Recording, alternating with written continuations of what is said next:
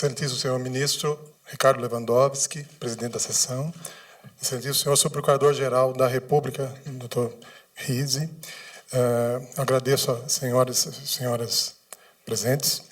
Primeiramente, eu agradeço a oportunidade de estar aqui presente, de estar tentando trazer subsídios para esse processo importantíssimo de decisório da Suprema Corte Brasileira em relação à questão do uso da lei, na lei paulista, né, do uso do amianto. A discussão que a gente vai trazer é a importância da notificação dos agravos à saúde relacionados ao amianto e como elemento de enfrentamento do silêncio epidemiológico. A experiência vem de uma atuação em conjunto do Ministério Público do Trabalho, do qual eu sou médico perito há 17 anos, do Sistema Único de Saúde, Centro de Referência de Saúde do Trabalhador, de Campinas, e do Ministério do Trabalho e Emprego. Eu queria também fazer uma declaração que eu não tenho conflito de interesse em relação à matéria. O custeio de todo esse trabalho é público. Também aceitei a indicação da ABREA de forma voluntária e gostaria de, com todo o custeio feito integralmente por mim. O objetivo, então, é o que eu coloquei, de fornecer elementos nessa decisão em relação à constitucionalidade da lei paulista que bane o uso do amianto, inclusive a variedade crisotila. Essa discussão a gente vai estar fazendo em relação à atuação do Ministério do Trabalho e do Ministério Público, no sentido de que fossem emitidas as comunicações de acidente de trabalho, que são as CATs, que está na legislação previdenciária, a notificação prevista na CLT e também na legislação sanitária do Estado de São Paulo, como elemento de informação epidemiológica para as ações do Estado, inclusive cometidas ao Estado e aos empregadores da própria Lei 9.055, que também está em julgamento nessa Suprema Corte.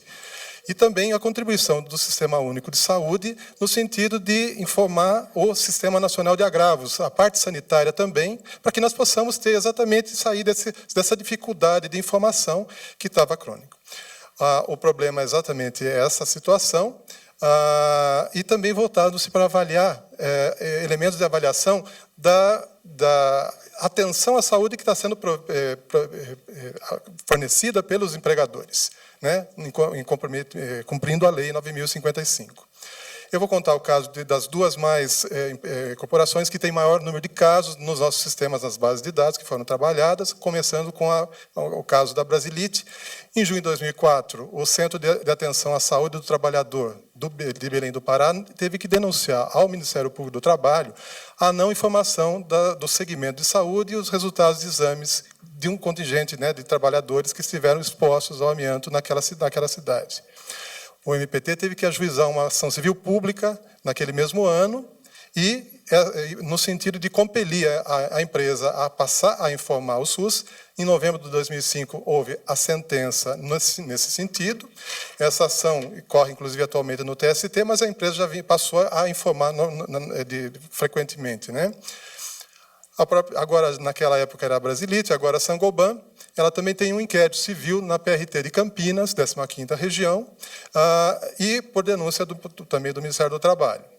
O que aconteceu? Em 2007, essa empresa firmou um termo de ajustamento de conduta, se abstendo, em definitivo, de uso do próprio amianto, parece-me que já tinham feito a transição no início da década de 2000, e a emitir comunicações de acidente de trabalho, que é um instrumento declaratório, em relação a 613 trabalhadores expostos que tiveram agravos à saúde compatíveis com o amianto. Elas foram entregues até 15 de fevereiro de 2008. Atualmente já são 702 as CATs, são casos de adoecidos, né? Num segmento de 6.000 pessoas, segundo dados do inquérito, para o Brasil inteiro, num total histórico de 55.000 pessoas desde o início da atividade econômica. Um TAC de abrangência nacional e o trabalho intersetorial das três áreas, dos órgãos, permitiu, além da informação à Previdência Social, que as empresas já se compromissaram, também a informação do SINAM. Boa parte dos dados aqui que foram disponibilizados já são frutos desse tipo de atuação. No caso também, a Eternit, é importante também, que tem muita informação em relação a essa situação. A gente começa citando novamente o mandado de segurança que corre no STJ, que em 2006 permitiu, né, a partir da concessão da liminar, a não notificação, né, a não informação da questão do segmento de saúde e do resultado dos exames à empresa e mais 16 outras, que continuam usando amianto, né? E em descumprimento, na prática, nesse artigo 5º dessa Lei 9.055. Também tem a empresa Eternit um inquérito civil em curso na Procuradoria Regional do Trabalho, segunda região em São Paulo, a partir da denúncia do Programa Estadual do Amianto e Emprego, em novembro de 2005. A mesma empresa também assumiu um compromisso de ajustamento da conduta em 2009, também para emissão de CATs, do que ela também entendia que eram agravos relacionados ao amianto. Esse TAC foi de abrangência na realidade local, a unidade que já não funcionava de Osasco, funcionou até 93, e essas CATs foram disponibilizadas pelo Ministério Público do Trabalho, ao CERES de Campinas, para um trabalho de sistematização e informação do SINAM, né? Segundo o que a gente também tem de informação, a partir sempre de inquérito civil e de atuação desse tipo de atuação do parquê, da ministerial, esse caso são 4.300 trabalhadores, de um total de 10.787 que passaram nessa unidade, né, e que funcionou até 93. Foram 1.588 acordos de instrumentos particulares de transação.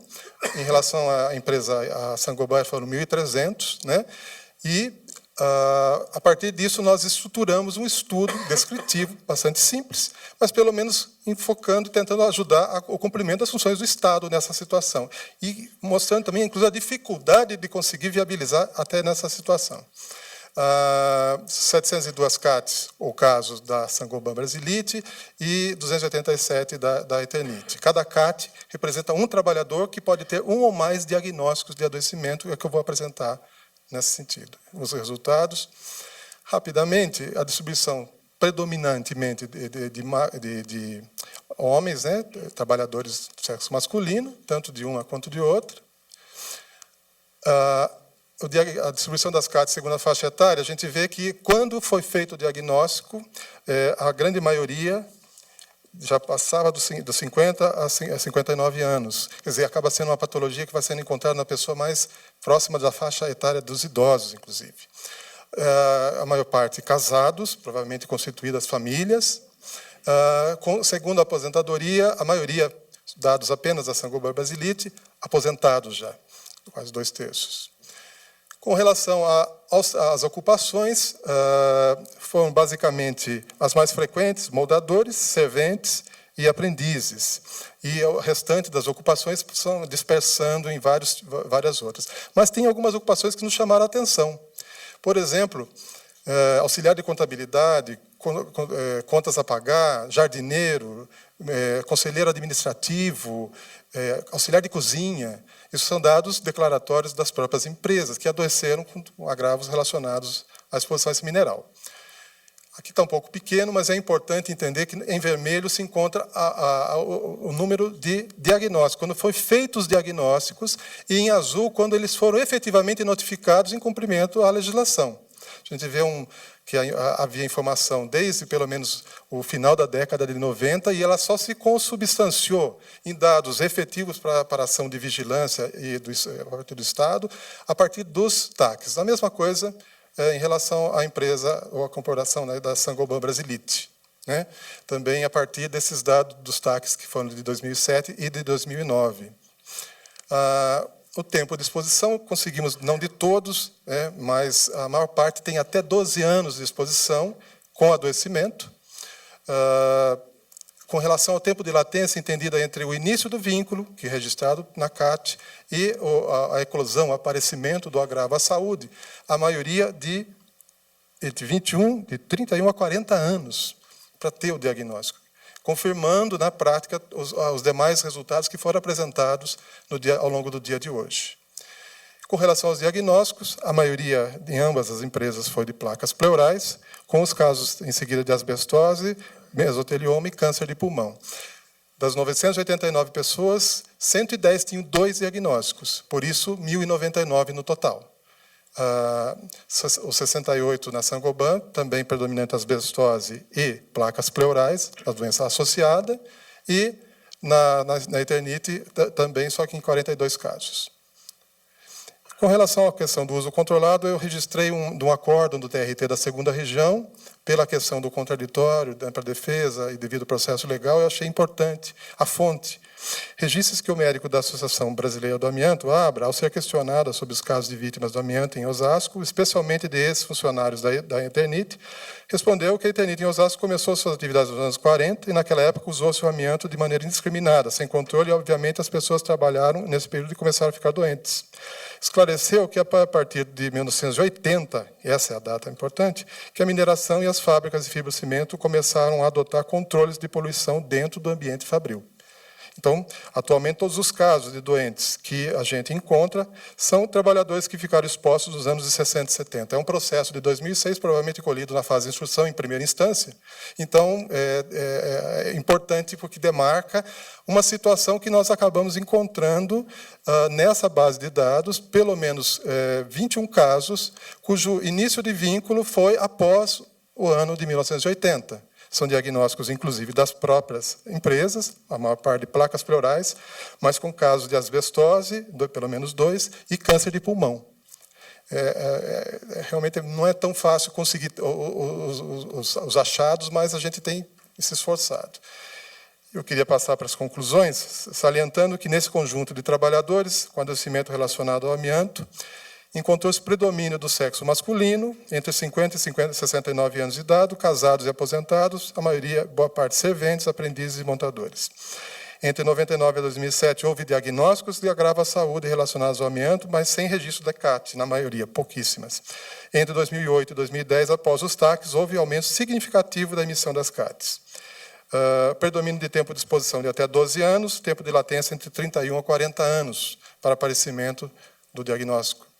Destaca-se o predomínio de placas pleurais, seguidas de asbestose, mesotelioma e câncer de pulmão. E nas associações, as placas pleurais com asbestose. Ainda, eu acho que uma mensagem importante, que apesar da existência, da prévia existência de informações sobre a morbidade de grande contingente de pessoas expostas ao amianto, nesse setor do fibrocimento, tais informações somente vieram à luz de forma ampla, geral e passível do Estado de trabalhá-las após a intervenção do Ministério Público do Trabalho, por meio dos termos de ajustamento de condutas. Eu queria, em termos de considerações finais, a insuficiência na notificação dos agravos e do segmento de saúde está associada a uma invisibilidade social e sanitária, com redução ou perda de segmento dos trabalhadores expostos ou adoecidos, inclusive não só entre os trabalhadores, como os profissionais de saúde, o próprio sistema todo, que deveria fazer a vigilância e preservar a saúde das pessoas.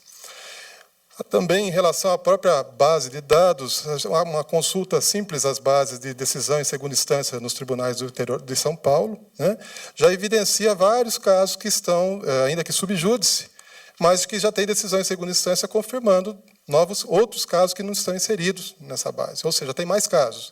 E que, se confirmados, né, gerariam novas CATs, novas comunicações de acidente de trabalho à Previdência e ao Sistema Nacional de Agravos de Notificação. Outra questão que chama a atenção também, que existem agora, né, claramente, outros tipos de cânceres mais recentemente associados ao amianto, como o de laringe e o de ovário, e sem previsão clara de ações, por exemplo, de segmento de saúde e de investigação, apesar do que prevê a Convenção 62 da OIT, e também apesar do que prevê a Convenção 139 da OIT sobre carcinógenos, agentes cancerígenos, que garante aos trabalhadores o segmento em exames médicos necessários, inclusive pós-emprego, para quando há a prévia exposição nessa situação. Uma outra constatação, que a aplicação do artigo 5º dessa Lei 9.055, via aquela portaria do Ministério da Saúde, que está sub júdice, ela está sendo questionada e, em não sendo aplicado, na prática, o dispositivo legal, isso impacta no não reconhecimento da realidade epidemiológica dos agravos à saúde dos trabalhadores. E também considerar os custos, né, enormes que a gente vem vendo para as pessoas, né, para a Previdência Social, para o Sistema Único de Saúde, que já foi apresentado, mas a questão é que a gente está lidando assim, com pessoas que estão adoecidas, né? São pessoas que estão ou morrendo ou sofrendo e que também convivem com a questão da dúvida em relação ao seu prognóstico, à sua condição de saúde. Só terminando também, um dado que me foi passado pela Fundacentro, que a grande maioria dos trabalhadores no Brasil, em relação à higiene ocupacional, não se encontra, apenas aproximadamente 11%, sob programas efetivos e adequados de higiene ocupacional, como foi apresentado anteriormente. Particularmente como médico perito do Ministério Público, há 17 anos, eu trabalhei 10 anos nessa área de meio ambiente e trabalho, rarissimamente eu encontrei um laudo de higiene ocupacional adequadamente e corretamente feito, com a amostragem, como ela deve ser feita, e validação completa. Então, imaginar essa situação espraiada para todos os brasileiros, me perdoe, mas é uma questão de como a gente aprende na ergonomia, o trabalho real e o trabalho prescrito, é o mundo real e o mundo prescrito. Então, acho que as decisões dos tomadores de decisão, no caso, a Suprema Corte, muito respeitosamente, a gente pede que entenda e avalie também nesse sentido. E outra, uma situação final, né, uma observação que nos saiu agora, nessa discussão, ainda que, vamos estar conseguindo dar moradia para 5 milhões de unidades habitacionais para a população, mas tem que ser à custa de disseminar um produto cujo ciclo de vida do produto apresenta todas as vicissitudes e os contextos que foram apresentados hoje aqui, precisa necessariamente ser. É isso que eu queria apresentar. Eu agradeço a atenção e estou à disposição para perguntas e esclarecimentos.